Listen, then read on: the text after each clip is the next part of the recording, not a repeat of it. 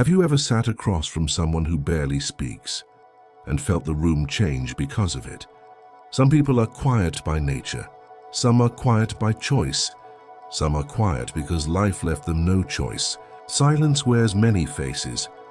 And because we mistake one face for another, we judge, mislabel, or try to fix what doesn't need fixing. Today we're going to look at 14 different types of quiet people. What each silence usually means, what silence can teach us, and how we should actually respond when we meet someone who doesn't talk much. This isn't about labels you cling to. It's about understanding human minds better. The natural and chosen types. 1. Innately quiet. Some people are born with quieter wiring. They process more internally. They think through the sentence before the sentence leaves their mouth. They are not avoiding conversation. They simply prefer depth over chatter. 2. Self-trained quiet. Others learned silence the way some people learn a craft. They discovered that speaking less can bring clarity, respect, or the space needed to think straight. Silence becomes a tool, deliberate and chosen. 3. Voluntary quiet choice. And then there are those who simply prefer calm. No drama, no unnecessary noise. Their silence is a preference, like choosing plain clothes over flashy outfits. It's not mysterious, it's practical. The defensive and situational types. 4. Trauma-conditioned quiet. Silence can be armor. When the world has hurt you, quiet can be a shelter. It's a way to avoid more harm, to not draw attention, to keep memories from spilling out. This quiet is protective. It is survival. 5. Socially inhibited quiet. Shyness or social anxiety can freeze speech. The mind races with worry. What will they think? Did I say the wrong thing? That anxiety clamps down on words. It looks like silence, but underneath is fear. 6. Disconnected quiet. Some people feel like they don't belong. They don't share the same interests, the same references, the same language of small talk. So they stay quiet, not proud, not aloof, simply out of mismatch. 7. Situational quiet. A new environment, a different culture, or an uncomfortable gathering can shut anyone up. This quiet isn't who they are permanently. It's temporary, adaptive, a response to context. The thinkers and observers types. Intellectual quiet. There are people who speak only when they think words will matter. They prefer meaningful exchange to filler.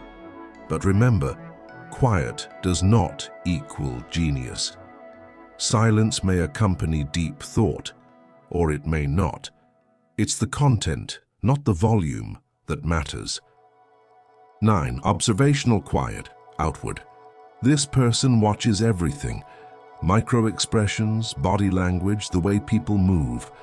They gather facts from the world with their eyes, and they speak only after they've taken the measure of a situation.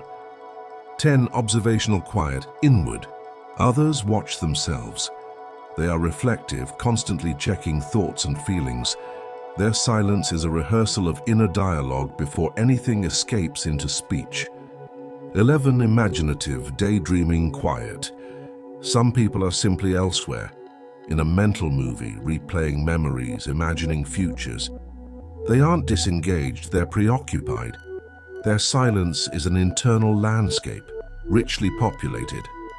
To context, the reserved and recharging types. 12. Philosophical quiet. For some, silence is a principle. Words are cheap if they're not truthful or necessary. This quiet is intentional, a life practice shaped by values like stoicism, wisdom, or spiritual discipline. 13. Emotionally reserved quiet. Not everyone wears feelings on their sleeve. Some hold emotions close and calibrate when and if to reveal them. Their silence preserves balance and keeps vulnerability measured. 14. Socially exhausted quiet. Conversation costs energy. Introverts often speak and laugh and engage until they're depleted. After that, they need silence to recharge. This quiet is not avoidance, it's restoration. Before we go further, one thing must be said clearly. Silence does not automatically mean intelligence. Quiet people can be brilliant, shallow, thoughtful, hurt, wise, clueless, any of those. The volume of a person's voice tells you nothing definitive about the quality of their mind. Never let silence alone become a shortcut to judging someone's intellect. The overarching benefits of silence. Now, regardless of why someone is quiet, silence itself has real practical benefits. And here's the surprising part.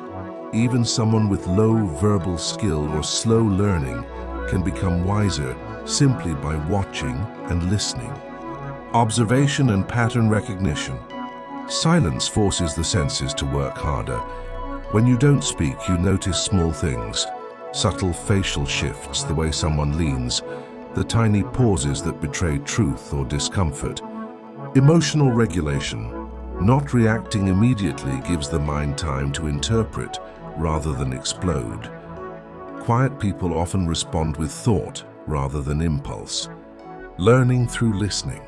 Even a mind that's not naturally fast will pick up cues, habits, and patterns if it pays attention. Silence creates the space to absorb information without the pressure to perform. Social leverage. People often reveal themselves around a silent person. In conversations, a pause can be a mirror that gives others more to say and more to show. Self-awareness. Sitting with your own thoughts makes it easier to know who you are and what you want. Silence is where many personal shifts begin. So yes, silence can be powerful and useful. But power comes from what is done during the quiet, not the quiet itself. Practical advice: how to be with quiet people. Awareness. If you meet someone quiet, here's what to actually do. No drama, no assumptions. For those who are not quiet, 1. Don't force talk. Pressure makes many shut down further. Offer space, not interrogation. 2. Watch their cues. Eyes, posture, and small smiles tell you more than silence. If they lean in, they want to be included. If they pull back, they may need time. 3. Ask open, gentle questions. What are you thinking about is better than why are you being so quiet? 4. Respect boundaries. Silence can be healing or processing. Respect it unless they ask for help. For quiet people themselves. 1. Know your silence. Is it a tool, a preference, or protection? Naming it helps you decide when to use it. 2. Use silence to learn, not hide. If your silence isolates you from growth, make small choices to share. 3. Set small social goals. If you want more connection, practice short intentional comments as they build confidence. 4. If silence comes from pain, seek help. Silence can protect, it should not imprison. For everyone interacting, remember context matters. A quiet person at a party is different from someone silent at work. Be curious, not corrective. Curiosity opens doors, correction slams them shut. Silence can mean many things. It can be wisdom, protection, habit, exhaustion, strategy, or simply preference. It can be the sign of a brilliant mind, or the sign of a mind that's confused. Silence alone is not a verdict. If you leave this video with only one takeaway, let it be this. Don't assume, observe. Ask gently and remember, what someone does in silence matters more than whether they speak. So the next time you meet someone who says very little, listen to their quiet. It might be teaching you more than loudness ever could. The world is loud enough. Sometimes the most important lessons arrive quietly. Be ready to hear them.